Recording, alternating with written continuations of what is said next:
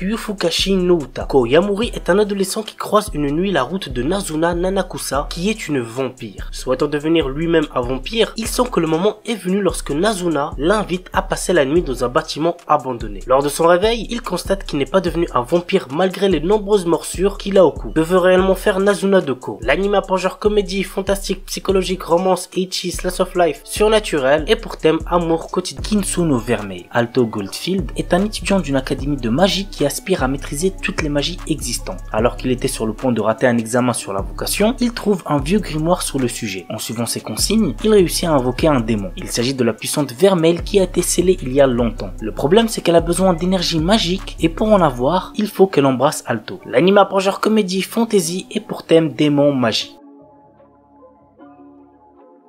Maoyu Maoyusha. L'histoire se déroule dans un monde où les démons et les humains sont en guerre. Mao, qui représente les démons, et Yusha, le héros, vont unir leurs forces pour éviter une guerre civile humaine en présentant la guerre contre les démons comme une raison pour les hommes de travailler ensemble. L'anime a pour genre aventure, comédie, fantastique, fantasy, romance et pour thème agriculture, démons, économie, politique.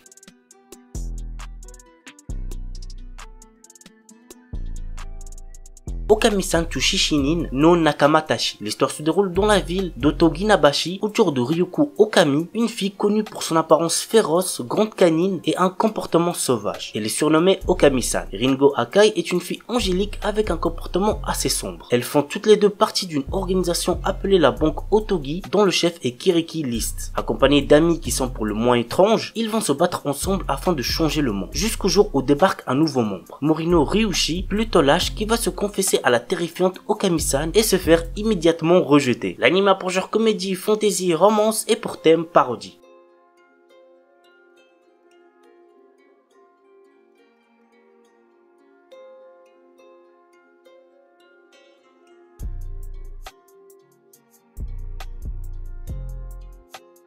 Oda Nobuna no Yabu. L'histoire nous entraîne aux côtés de Yoshiharu Sagara, un lycéen de notre époque qui est téléporté dans le passé à l'ère Sengoku où tous les célèbres généraux de guerre sont des femmes. Il rencontre Oda Nobunaga dans notre monde, qui décide de le prendre sous son aile pour unifier le Japon. L'anime a pour genre action, comédie, drame, historique, romance et pour thème harem, histoire, magie, samouraï, voyage temporel.